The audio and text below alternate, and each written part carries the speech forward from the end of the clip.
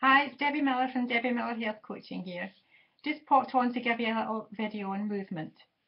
Hey, it's time some of you guys out there started moving some more. Do you know that the statistics for diabetes have risen yet again?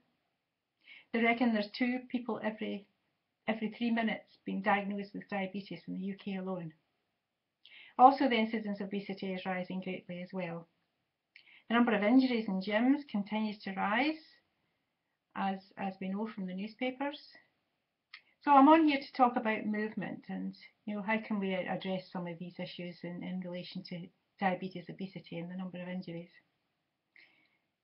So movement relates directly to the body but also to the mind through thought and to energy and emotion. Life is movement. Without it there would be no flow of thought, emotion in the body. It is through breathing and through the correct breathing pattern that we can naturally create the body that we need. And through moving and pumping, the action of movement and pumping of muscles tunes our biological oscillators like the brain, heart and the intestinal tract. Exercise excites the body by warming and transforming, plus by aiding in detoxification. When used with an intelligently designed, balanced management program, exercise effectively becomes an essential tool for change. We must always be mindful of issues such as overtraining when exercising, and when we train and don't drain, as well as taking into consideration factors such as degradation and apathy. Lack of exercise can be even more damaging than overexercise. There are usually root causes for such extremes of body and mind imbalance, which can be discussed in this blog at a later date.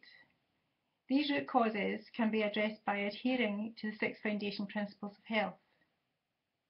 So we need to look at how much movement we need to be healthy, how much workout time and how much work-in time.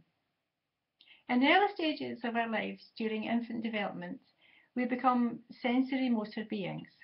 Therefore, from the outset, it is important to always be doing exercise correctly from the very beginning. Failure to do so can lead to chronic pain. Rather than ride on the latest fad or the latest gym programs, we need to look more closely at how we exercise. So the exercises I teach my clients are functional.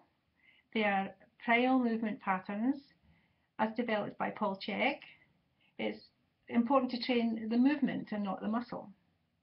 Initially, I will assess my clients' movement and go on to improve their function with primal pattern movements.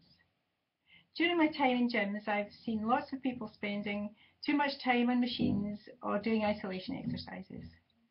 Isolation implies just that, to isolate. Improving movement patterns and skill can only accomplish integration.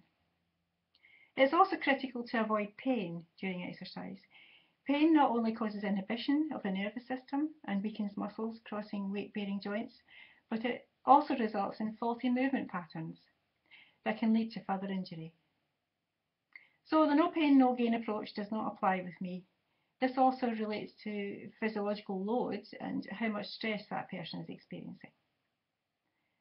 Working in, which is the use of movement that cultivates more energy, is important for me to give this to my clients during training in order to promote more energy in a stressed and or exhausted individual. It's also important to have a working in day every week.